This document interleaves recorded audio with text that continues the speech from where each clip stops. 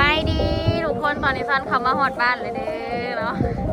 ก็คืออยู่วัดอยู่บ้านน้องห้อยปังบ้านเฮานะมีงานเนาะทุกคนเขาเจ้าจัดงานสังฆทานเพราะว่าเขาเจ้าปั่นหอยสังเนาะง่ายๆหนึ่งเดียวสิพาไปเบิ่งใกล้ๆได้หลอดได้หันนะแม่และชุ่มเฮาก็คือ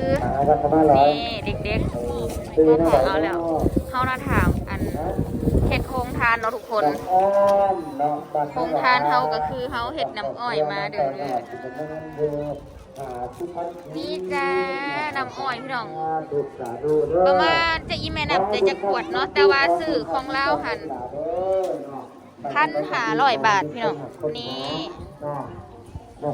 ตอนนี้นะมาหลายคนอยู่แต่ว่ากับอีแม่น่ะไปแต่งผ้าขาวเหลือแต่เฮา2 คนเดี๋ยวสิเป็นคนเห็นเด้อยูคู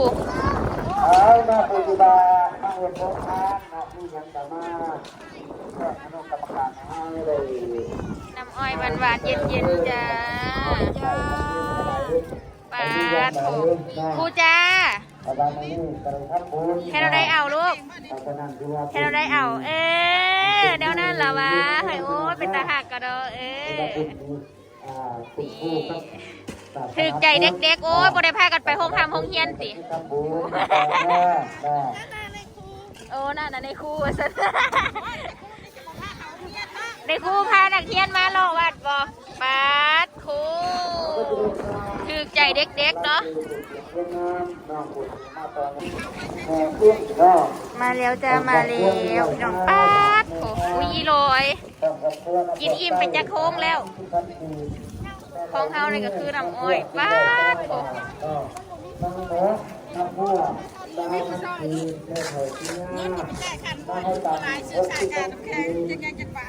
อ้เดี๋ยวจะเอาไม้ปาดใส่หลอดลูกใส่หลอดมาใส่เอาใส่หลอดอยู่บ่เฮ้ยอันนี้มันจะผิดลูกกล้องมันนู่นเอานี่จ้าทูจ้าเนตี้เฮ้ยโอ้ยกระโปรงไว้ก่อนลูก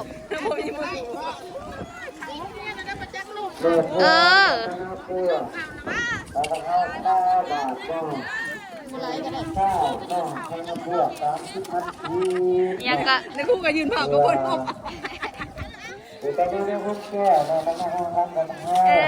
ก็แบบนั้นแต่ว่าเป็นตาอยากมาแจกให้กินอยู่คันแนวนี้กะ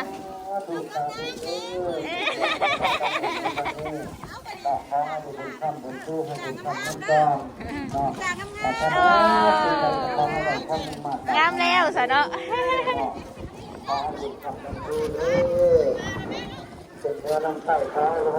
เดี๋ยวสิพาไปรอเด้อทุกคนอุ้ยแต่ว่าโฮมทานนะเนาะอุ้ยไก่เฮานี่ก็เจ้าเฮ็ดนะโฮมทานลูกศิลป์พี่น้องเขาจะใส่ถุงมาเรียบร้อยแบบนี้สบายเนาะมาหอดแล้วก็มีแต่จ้ำไห่เลยจ้าซึ้นใจเบิดจ้าทูจ้านี่ทูจ้าก่อนเขาต้องสอนให้เด็กน้อยเด้อพี่น้องเพราะบางคนเนาะเข้ามาเขาก็อยากได้โลด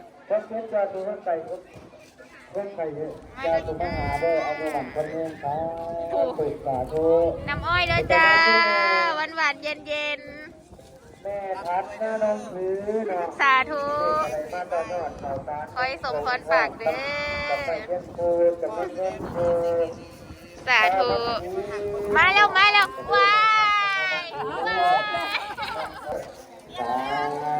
เปลี่ยนบ่อุ้ยอันนี้คืออย่างอุ้ยเราก็เฮ็ดองทานพี่น้องยำสลัดขอบใจเด้อห่างก็มีเด้อสาธุอยากห่างอยากมีเด้อเนาะทูจ้าก่อนจะเอาทูจ้าก่อนแบบนั้นเลยลูกเยอะอยู่ให้ป้าแล้วไปเยอะวันนี้ใส่อะไรมาน้ำอ้อยเด้อจ้าล้มพี่น้องแต่ว่าผ้ากระเทศท้องทานเนาะป้าขี้ฝุ่น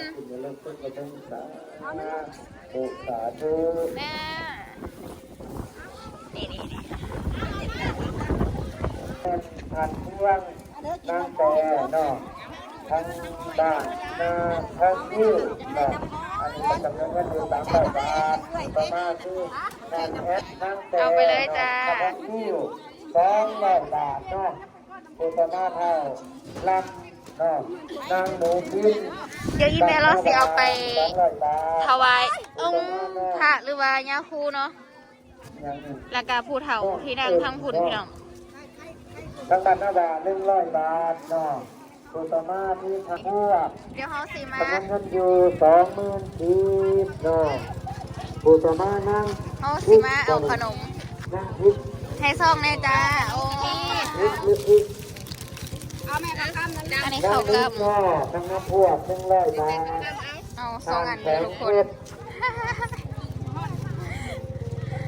อันนี้สเป็นข้าวเหนียวสังขยาเนาะ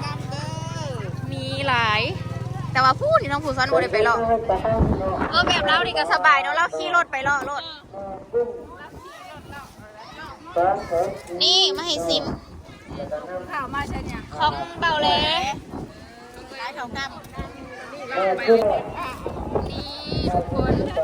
อันนี้เขาเจ้าเห็ดยำสลัดเนาะ แล้วก็มีข้าวปุ้นนะแซ่บบ่วันนี้ไปกินลูกชิ้นแล้วมันแค้นมาเอาน้ำเบ๊ก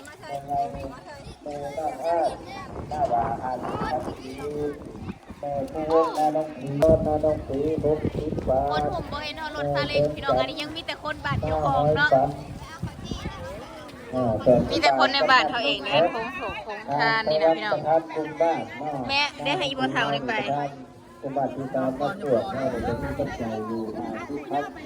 คนนี้มาสร้างภาพนะคะ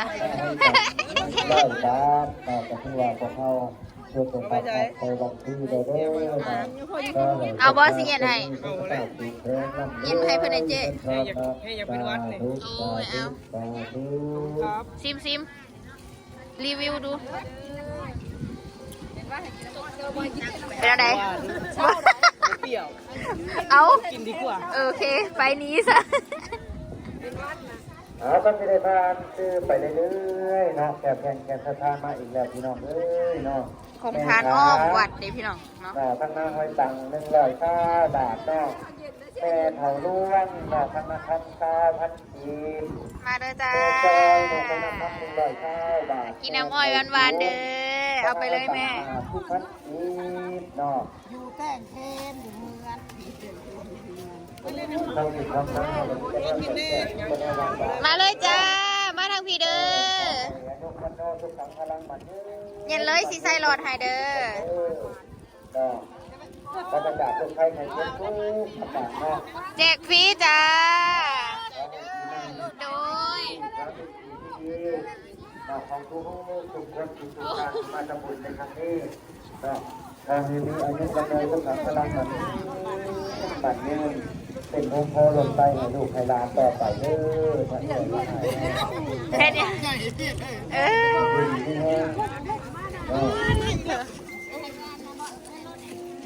ปุตตะมาเมตังเนาะทางหน้าน้องถือ50 บาทปุตตะมาเมตังเนาะทางหน้าน้องถือ9,000 กีบเนาะปุตตะมาแม่ปุ้ยหน้าน้องถือ มาเด้อสิใส่หลอดให้ แม่ลีหน้าน้องถือ9,000 กีบแม่อิตาหน้าให้ตัง เอาให้ลูกให้ร้านเนี่ยจ้า เรื่อง รุ่นไอ้มดพลใส่เลยนะมาเอาไอ้เสียนให้ นางบุญยังเนาะนางคำหนึ่ง รอสักครู่ไม่ตักน้ำก้อนน้ำเหล้ามาเนี่ยป้าพี่น้องคนมามุงเขาแล้ว บัญชีเป็นเงินน้อยเนาะน้ำมีน้ำนองเฮาตาข้าวข้าวงข้าวใจข้าวบุญข้าวคุณ ใจเย็นๆเด้อจ้า กองผู้ที่ยาสาระข้าวปัจจัยเงินคำต่างๆ มันเป็นเล็งเงงอยู่บ่ใบนี้ก็ได้อยู่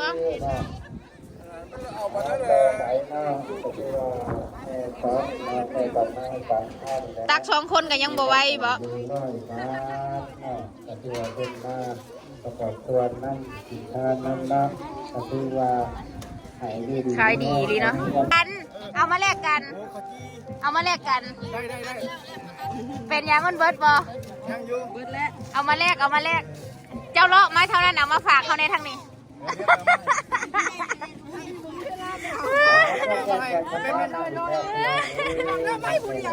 โอ้ยลูกหลานอยู่ถาพ่อไปแม่อยู่ ตอนที่ผู้ตักน้ำก้อนอ่ะบ่ทันแล้ว เอาหลอดอีเมลเท่า นุชก็นั่ง1,100 บาทนั่งเกิดนั่งให้ตังค์เนาะ50,000 กีบแม่นิด ทั้งนั้นไว้ต่าง ใจเย็นเย็นใจเย็นเย็น ขอบคุณทั้งนั้นไว้ครับ เอาลูกอ่ะ มันบ่แล้ว อย่าเพิ่มย่ออย่าพอกินน้ำหลัง ให้ยืนเด็กเป็นพื้น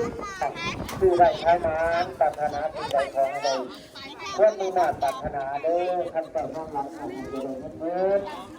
ขั้นแต่น้องเพื่อนจะให้จะได้เงินแถมแบกมือมาแก้วมันนี่ตกหายในมะพร้าว มายืนทานแต่โดนๆแล้ว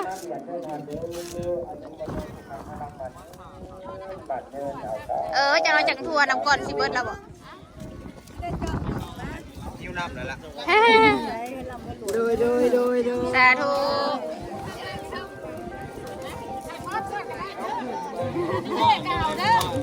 ทูจ้าเด้อผู้ใดด้อยนี่ทูจ้าดูลูกขอบใจในตีโอ้ยใส่เลย เป็นเจ้าก้นนั่นไง โดย ยอดผู้เฒ่าในโต๊ะมันก็ฮอดบ่คู่จะให้แล้วประเภทในนอกถ้าทำใจนะ โอ้ใส่บ่ได้ เอาเงินปีใหม่นี่มันมา อะไรขอบใจเด้อเจ้าว่ามันตกดินแล้วมาให้ข่อยบ่จังว่าได้ บุญมีเพื่อนบ้างนะชื่อชื่อใสกับผมนี่นะครับ ขอบใจจ้า ใสชื่อใสกับผมพ่อเพื่อนว่านอกจากได้กินได้ทานได้ต่อมา เราเป็นพาเด้อ มาบุญนอก อันเย็นๆให้บ่มันเอาไปซอยนี่คือว่ามีผู้ช่วยเนาะ บุญอายุก็ หลอดยันมันปิวไหม บุญเฮ็ดชาติที่ได้ มันจริงเหรอลูก จักบ่ได้จ้าเอาแต่จอกนี่แล้วมันจะบ่เปลืองนะ แซ่บปะน้องข่อยมา2 รอบแล้ว ไปจ้า เขาสิเอาน้ำอ้อย โอ้เป็นเรื่องเงินอยู่หน่อยทุกบาท น้ำอ้อยตัวอยากเอาเด้อ แม่ไทย เจนสิเอาน้ำอ้อยไปเปลี่ยนข้าวปุ้นกับเจ้า เดี๋ยวสิพามาเบิ่งเด้อพี่น้อง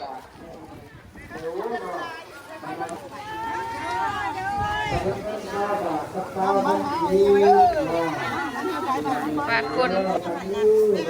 คุยน้ำเบิร์ดบ่โอ้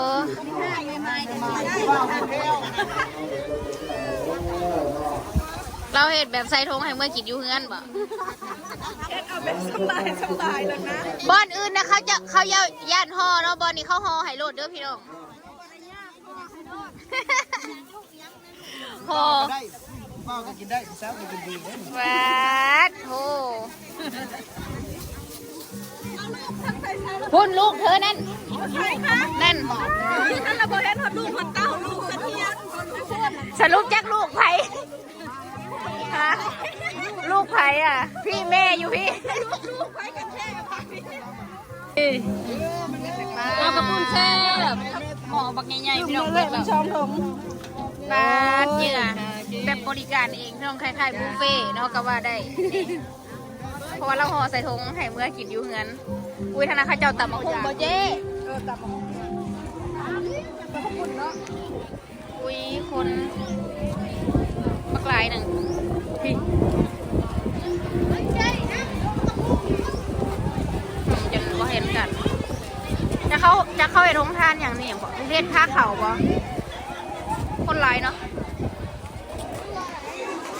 หลายบ้านเจ้าของเลยพี่น้องบ้านอื่นบ่ค่อยมีแจมเดี๋ยวเขาสิพามาส่องให้ส่องหน่อยจ้าลูกชิ้นนี่ตำบักหุ่งข้าวปุ้นพี่น้องมีเบิร์ดดีแต่ว่ารอบๆกันปูคอนกรีตเนาะอันพระเพื่อนกำลังสีทำพิธีเด้อพี่น้องเนาะต้องสูตรต้องยั้งก่อนเด้ก็มีการสิบน้ำอบน้ำหอม ฮัลโหลขอเชิญเด้อไปออกไปทำพิธีกันอะไรอย่ามาพ่อเพียงกันมาเลยเด็ดเนาะอันนี้เป็นเครื่องทั้งของชิลีมงคลไห่เจหอยสังเด้อพี่น้องเอาเนาะเติมเด้อผู้เจริญเงินใดก็หอดเวลาทำพิธีเนาะเพราะว่าเพิ่นสิเฮ็ดแล้วบัดนี้เนาะถ้ามันออกมาจะได้อยู่ตาม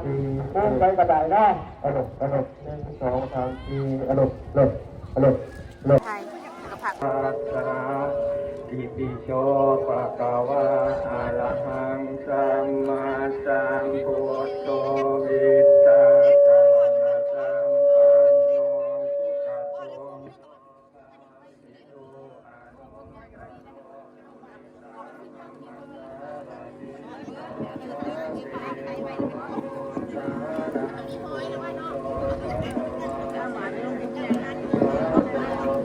วตาธัมโมสันติติโกอาคาลิโกเอหิปัสสิโกโอปะ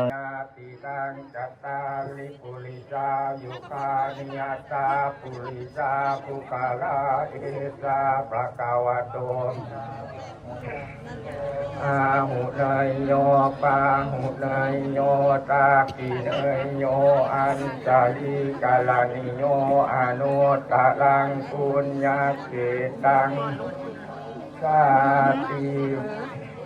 เอกันนามากินสัพเพสัตตาอาหาลาคิติกาเวนามากินนามันจารุปัจจาตินีนามากินทิทาสนามากิน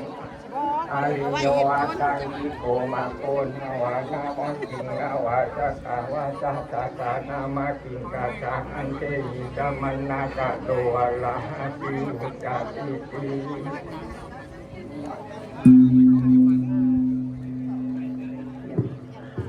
เอาไม่ออกยาขวบถ่ายของคุณเบอร์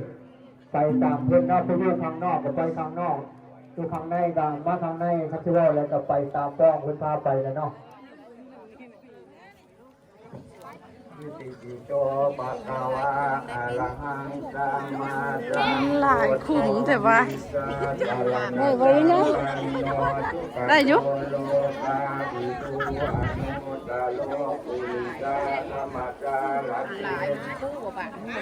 ว่าบาลีใส่ดีโตปะกาวะติตัวตาโตปะกาวะตาธัมโมสันติโตอาคาลิโกเอหิปัสสิโตโลกานันติโก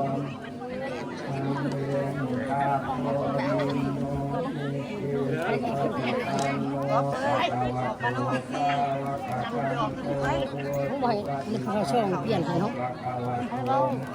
เรียนสิบ่ ชาวบ้าน ก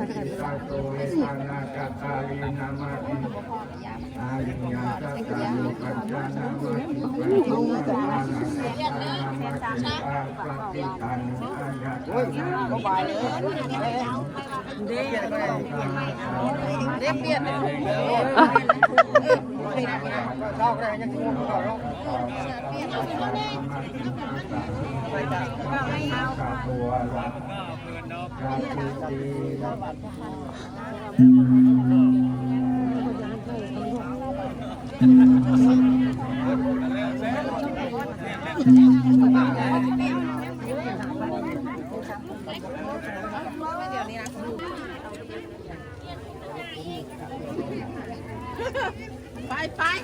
ไปแล้วบ่จับกันลูกกันเด้อไปบ่ได้ทั้งนี้ได้นะ สิไก่คุ้มเฮาก็ได้ พอล้มเลยนี่จะคุ้มค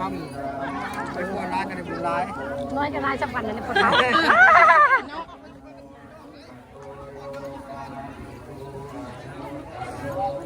ใหญ่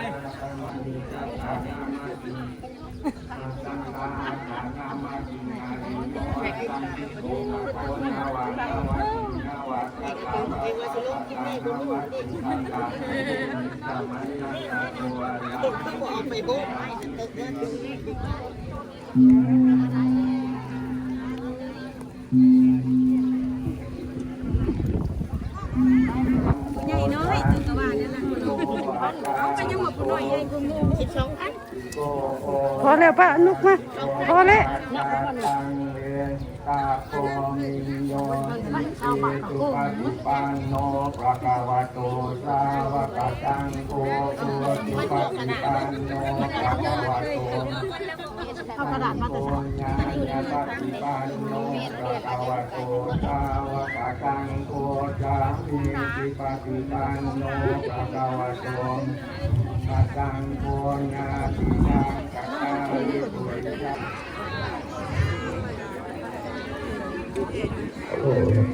เอาอย่าไปเด้อเนี่ยเด้ออยู่ที่นี่แห้งเด้อเอาทุกคนนี่พัฒนาสุขภาพแข็งแรงมันจะพ้นร่ำรวยเด้อปรารถนาสิ่งใดก็ขอให้ได้สมหวังแล้ว ใส่คุ้มใหญ่เลยขาลงก็ขอให้ลงคุ้มใหญ่ๆนี่เด้อ